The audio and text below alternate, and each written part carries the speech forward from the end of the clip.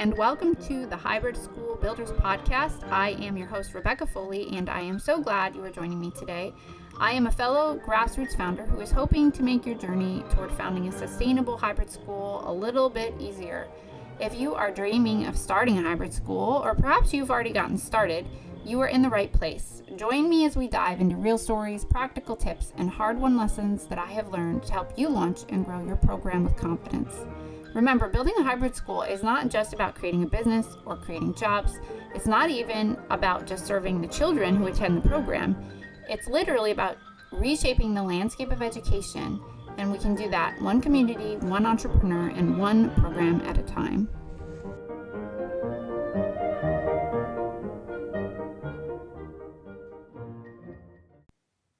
Hey guys, so today I wanted to talk about hiring basics. So if you are hiring your first people, maybe just one person to help you in the beginning, or you are hiring a whole set of teachers, 3 or 4 people and 5 or 6 people positions all at one time, hopefully this will help you if you have never done this before. All right, so I'm just going to cover the basics of employees versus contractors, and some of the things that you would need to have in place to actually hire someone, and kind of some best practices for onboarding and training and all of that.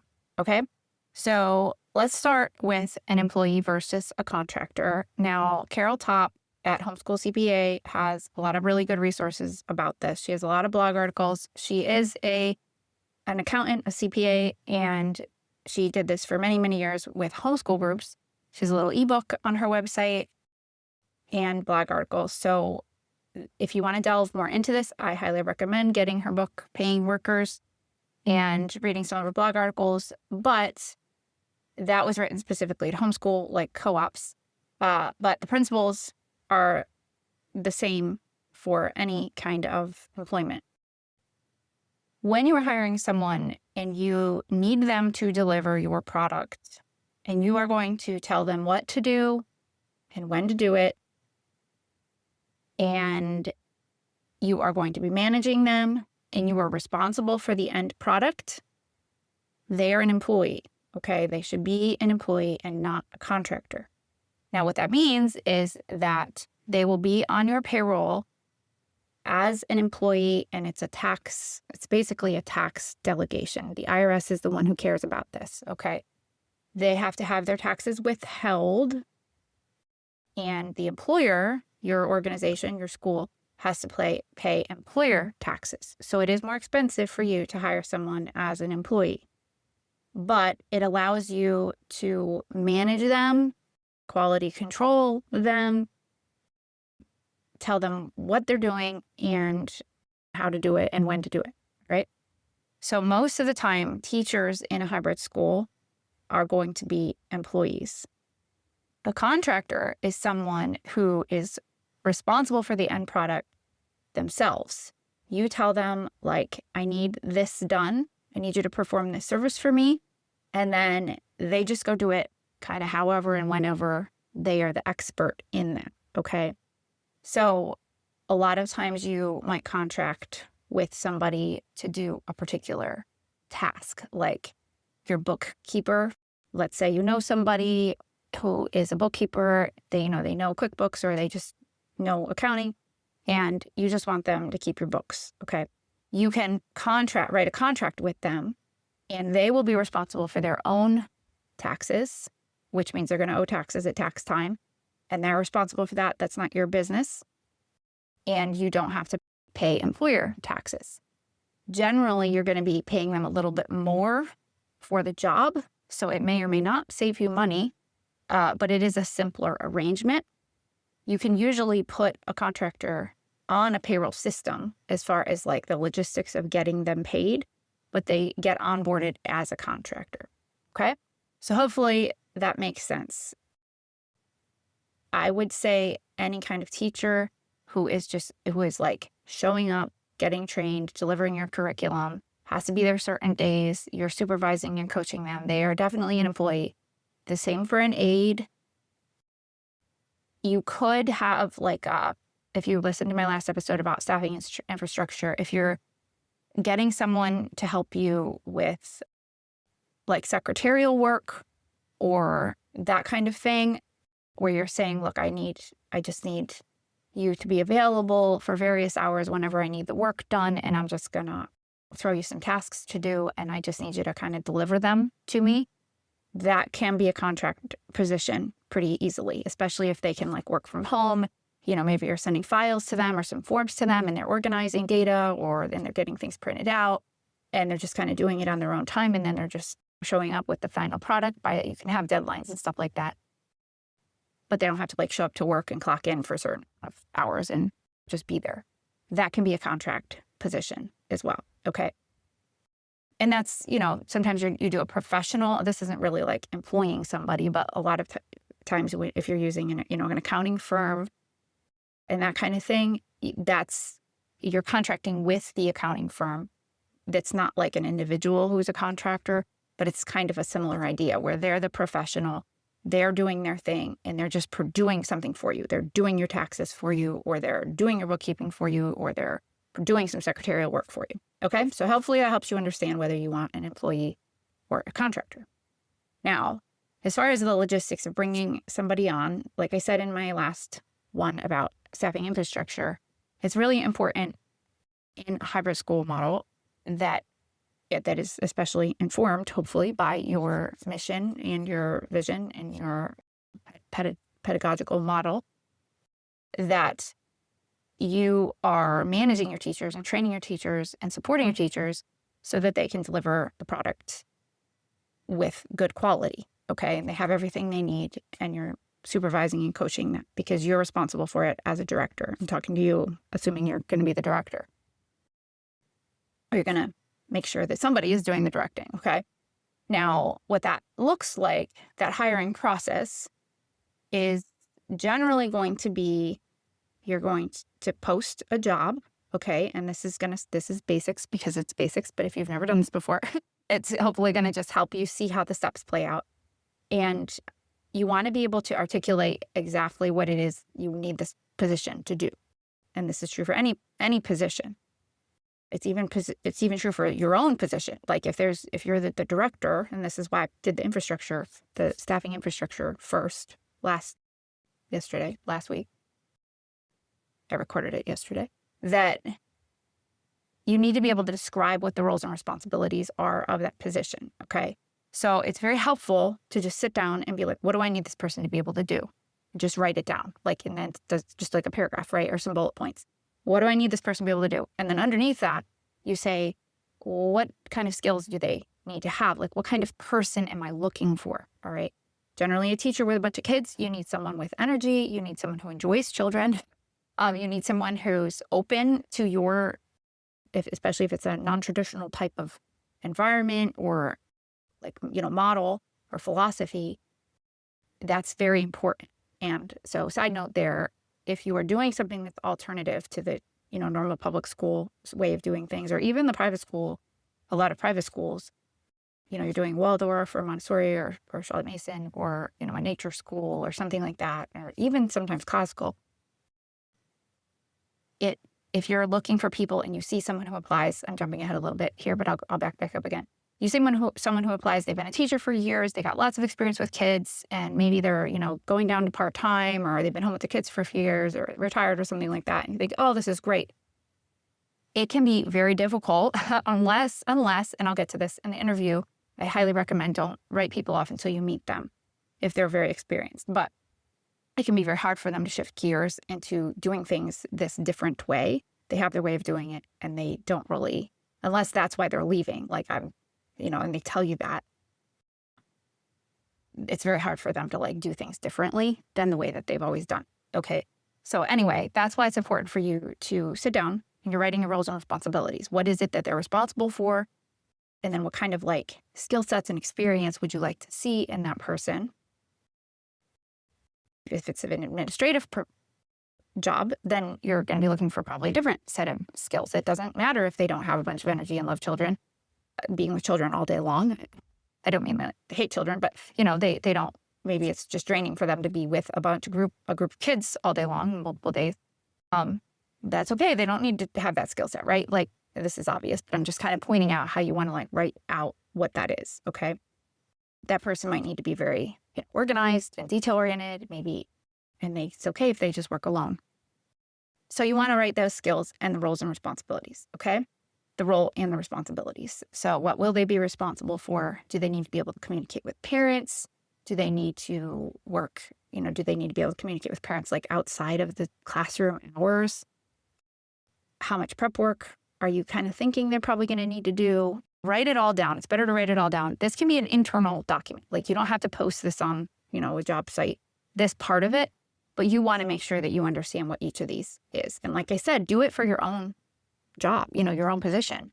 Even if you're wearing 7 different hats right now, think through like, this is the program supervisor. This is the, administrative director. And these are the different, this is a strategizer. Like these are the different like roles and responsibilities. Okay. So it's really helpful to just sit down and brainstorm those and make sure that you understand. But if you're just doing one position and you're like, oh, I just need a teacher to do this one thing, then like just start there and do that. Okay.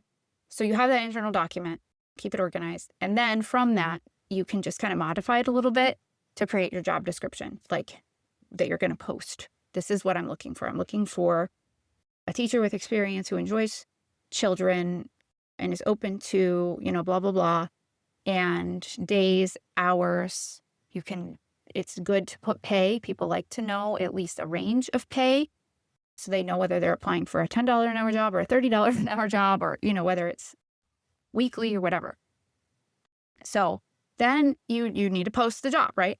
Now, before you do this, you might want to make sure that you have a system for like taking applications. You probably want to make sure you do that unless you're just having people email you.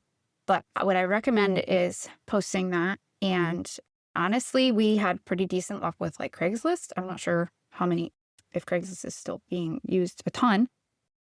And some of the job posting sites like Glassdoor and Indeed, and I don't know, there's some other ones that are like well known and popular. Sometimes they'll charge you, but look into the different posts, but leverage local social media groups like Facebook groups, like church bulletins, and like your local Craigslist group. You can leverage stuff like that and just post the job. Okay. And then it's very helpful if you have like a form that's an application. All right. We put this on our website.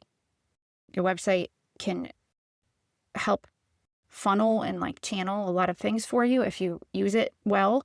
If you use like a combination of like Google and a website, like Google and Squarespace, for instance, and this is why your infrastructure is so important. You want to kind of have that stuff all in place before, at least the skeleton of it, before you start, doing these other parts of it. And you just have an application, okay? And your application doesn't have to be super complex, but you do want to ask the most important questions. I would recommend they be pretty open-ended for the answers. You can ask like, tell me about your experience with children. Tell me about your experience with academics and teaching. What do you most enjoy about working with children? If you're a faith-based school, I would recommend, if you have qualifications on that sort of thing that you want from your teachers, that you ask a question like, what is your testimony? These are Christian terms. What is your testimony? What is your relationship with God? You can ask if they attend church, if that's something that's important to you. Ask those things on the application just so that you can tell from the answers, usually, if the person is like in where you want them to be. And then you want to ask any other things that are like particular to your program. Like if you're a nature-based school, you want to make sure that people know that and that they're okay with, like being outside in all sorts of weather and that kind of thing. So you're not going to ask all of the things, but you're going to ask the ones that would disqualify somebody, maybe 6 to 8 questions. If it would disqualify them, if they cannot answer it, put it on the application, okay? And so you can put that on your website. You put the link in your job posting, please fill out the application here, have that go to your email or whatever, okay? And then hopefully you get some applications and you will then set up interviews with the people who didn't get filtered out by the application questions, okay? And it can be very handy. I would recommend at least 45 minutes per person. I think when we first started, we only gave like 20 minutes, and that was not long enough. So if you it's also very helpful depending on how much in the beginning of the process you are. If you just stack multiple interviews in a row, depends on what your work schedule is like. If you have one yet, but you might just try to interview 3 or 4 people in a row and just make it a thing. You're just going to go do it. I mean, our first interviews took place in like a library room, but then later, once we had some momentum going, and I would recommend being able to get there. You can't do it the first year if you don't have a program yet, but like as soon as you have a program, it's very helpful to have them come interview during a day of school that's already happening, and then tell them that you're also going to have them observe. Okay. And so we would like maybe do an interview for 30 or 40 minutes, and then we would like kind of give but this was several years in, once there was a program to see, like ask them to stay for an hour, probably in a classroom that they were most interested in teaching in, at, a grade level, but just kind of give a tour. Sometimes they would spend a whole afternoon just watching the program. And that's just part of the interview process, okay? Because they might walk in and be like, oh, I didn't know this is what this was. I don't want to do this, and you want to know that before you offer them the job so that they can withdraw if they're not really interested, okay? So that's another tip on that. And then after you've tried to, maybe spent 2 weeks or something like that, like setting up your interviews lined up. And that's just kind of a logistical thing. If you're getting applications like trickling in and then you're trying to interview the person, like you don't have to interview everybody, but I would recommend interviewing the best candidates and the middle candidates, because if you offer to somebody and they say no, or they found something else and you're like, oh man, I wish I'd interviewed that other person. Now you got to go all the way back, and maybe they've made other plans by now or whatever. Like just interview the people and just like set a 2-week or whatever period and a couple days or nights, or depending on how many people, what positions you're filling, and just kind of like get it all done as quickly as you can so that you can respond to people and hear back from them and give them a deadline. Like, can you please get back to me by this date? I'll get back to you. And then can you please get back to me? If you have to turn people down, you can say, well, you do want to acknowledge, don't just not tell them anything. You just tell them like, we would love to keep in touch. You have to give a polite little refusal. And, you can look on Google or whatever. AI nowadays can help you with this kind of thing, to give like a polite sort of refusal. That it's also helpful maybe for them, like if they know why, like we're looking for someone with a little more experience or, something like that. It can just help them understand why they didn't get the job or so. Okay, so now you've got hopefully your pool of candidates who have said yes. It's okay for them to have a, verbal yes. But now you also want to have in your back pocket a contract of some type. Sometimes people will ask, well, can I see what the contract looks like even during the interview? If you have like just a rough draft of it, maybe with the parts marked that are going to be modified or they're just blank, we'll be talking about the pay or we'll talk about this, or maybe the training days. That's something that people will ask in an interview, like, do I get paid for training? Well, how many hours is it? That kind of thing. So you want to think all that stuff through beforehand if you possibly can, okay? Now, once that is done and they've accepted, now you are moving into like the training and the onboarding part of it, all right? And what you need for that is some sort of training schedule. That might be, eventually we were able to get to a place, and this took several years, where we could do our hiring for the following fall because we were growing a lot. So even if people weren't leaving, we were adding classes, so we kept needing people. So we were able to do the hiring in like March or April, which was really nice because they could observe. And then we got them to a place where once we offered them the job and they said yes, we still had time in the school year for them to shadow, actually shadow. And we did pay them not as much as their response, their pay was going to be, but you can give them like a reduced pay for that, maybe like a daily, maybe $100 for the day or $50 for a day or whatever. Like set out what you think you can manage, but make it, you want to treat them fairly from the beginning and and have them know that you're going to treat them well. And that's really important. And have them maybe come in for 2 days, like a whole week, this is hybrid, so it's probably 2 or 3 days, and just like shadow the teacher. Okay. So that's something that's really helpful. And then there were still trainings in the summers. So that's one way to do it if you can, but it might take a couple years to get to that place. So otherwise, you would just make sure that you do those trainings. And as the director, the teacher, supervisor, you're going to want to make sure you're covering the curriculum. They understand what books they're using, what the schedule is going to look like, how you want them to deliver it, management sorts of issues, like how do you want them to handle behavior? How do you want them to communicate with parents? You got to cover logistic stuff with like buildings and safety things and drills and all of that. So it's very helpful to have a good, you can do a new teacher training that's like a whole day, where you cover a lot of things that a new teacher would need to know. You can do, group trainings, a group training that's maybe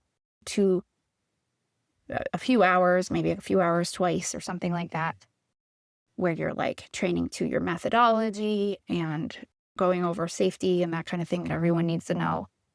And then you might want to like meet one-on-one with the teacher just to go through if they're doing like something different than what the other teachers are doing, you meet with them to make sure that they understand their particular grade, their particular class, their particular job. Okay. So that's,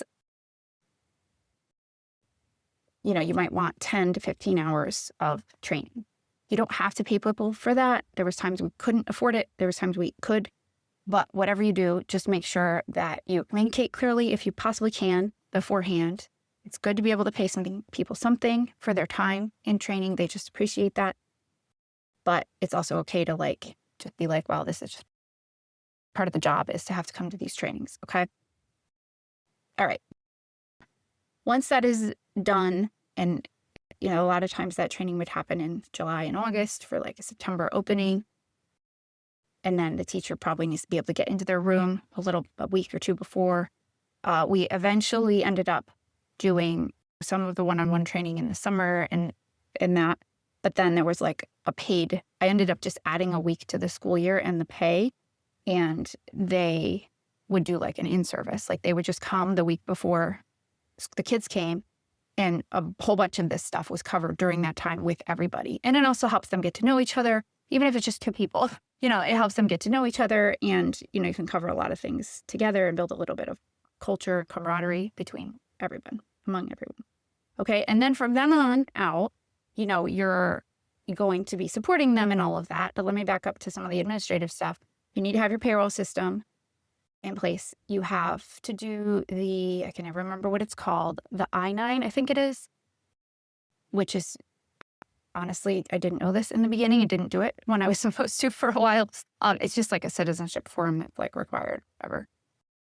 You might have to do clearance. You probably, according to your state, or you want to just be able to say you said it, is do clearances, FBI clearances, that kind of thing. It's okay to have people pay for that themselves. Make sure that they can submit their clearances to you. First aid and CPR training is always, people like to see that, especially if you don't have a nurse on campus, which most of us can't afford in a hybrid program. Just have them go through a first aid CPR training or have someone come. It's good to be able to reimburse people for that. I think it's usually required every 2 years. So again, these training things can cost a lot of money. So I'm telling you that now so that you know, not a lot, but like if you're really, really tight, at the beginning, which I have been there, it can be hard to be like, oh my gosh, where am I getting $100 for this training?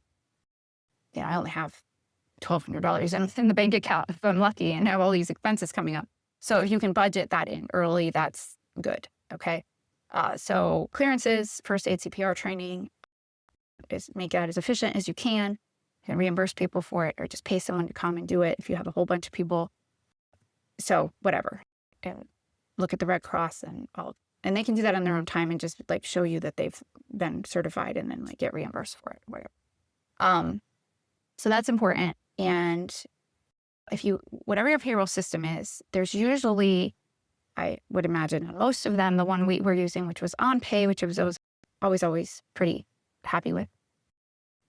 There's places to keep that documentation. So it's all in one place and it can be submitted through like the portal and payroll, and then it's all there. Okay. So then you've got your payroll system. You need to have them onboarded as far as like, the tax withholdings, or if they're contractor, they get put in as contractor. if you don't have an administrative director or somebody with some experience in HR, you're probably going to end up doing this yourself. But this is some of that administrative stuff that just has to get done. And the nice thing is with the online stuff nowadays, you're going to have to pay for this. You're paying for this, maybe $50 or $60 a month plus a few dollars, $10 or so per employee. I think that's about average. That's about what we were paying. Then you can send them an invitation a lot of times, and they can log in and put their tax withholdings and all of that into the system themselves. And you just need to make sure it's done, because they're not going to get paid if it's not done, like direct deposit information, all of that kind of thing. Okay, so at some point, a few weeks before they actually start and get their first paycheck, you want to make sure that your system is set up before that, and that you've got them onboarded into the payroll system, all their documentation is in place, and all of that, if you possibly can. Okay. Now, I'm talking about this as if you had like the whole spring and summer for a fall start date. There's also been times when we had to hire people in the middle of the year or at the last minute in the summer. But you want to have an infrastructure in place. So you can be like, oh, I just sent the invitation. You've got to get it ready, or you're not going to get your first paycheck. But the systems are all in place for them. Okay. So that's really important. I neglected to mention the actual agreement, the contract with them. There are a lot of different templates out there. We ended up using a template, and I am planning on pulling this together and putting this on my website for you, some sort of template for this that just outlines exactly what the expectations are. And again, this is in far more detail than your roles and responsibilities or your job posting was, because this is the actual agreement. Okay, so this tells them when they're getting paid, how much they're getting paid, what the expectations are, the hours are, any extra time, if they have to do an open house or anything like any other kinds of events. If there's like snow days up here in Pennsylvania, we have snow day makeups. Put that all in the contract. Any conflict resolution, who their boss is, what you want them to do if they're having troubles with anybody. It might be a couple pages long so that you can outline all of that. And you want them to sign that as early as possible. And in the hiring process, once they've said yes, you want to get them that contract and have them sign it. You keep copy, they keep copy, you keep it signed. Okay, you have it signed, you both are signed, both of them. Okay, so that should be filed away, kept in the payroll, keep a print copy of it, whatever. And then the payroll system should hold a bunch of that other documentation. Okay, so hopefully that makes sense. Again, if you have a contractor, it's a lot simpler to do the paperwork and all of that, but you still want to have an agreement written down with them so they understand what the deliverable that they're supposed to be providing you is, how much they're going to get paid for it. They can still go under your payroll system as a contractor, but that withholding and all of that doesn't have to be set up because they're just responsible for that. And the other thing about like subbing, if they're an employee, generally you can expect to have to be the person to find the subs, although you can set it up and say, look, here's the list of people that we have as subs that you have found. Sometimes parents will help, that kind of thing.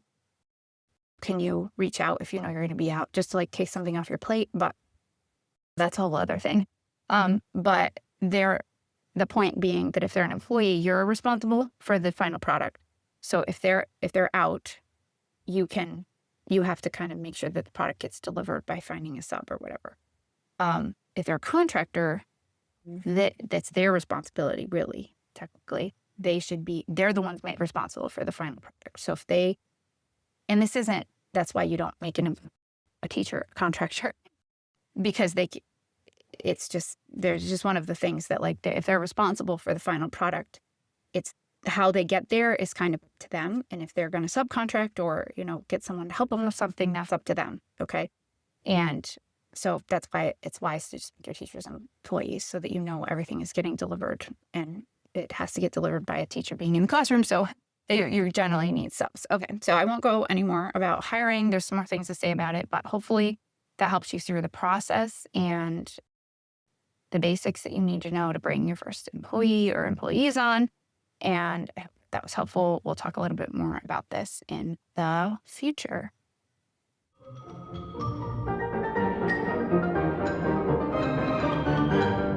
Thanks so much for listening today. Don't forget to subscribe and make sure you check out the resources I am developing at startahybridSchool.com. Send me an email anytime. I would love to hear from you. Until next time.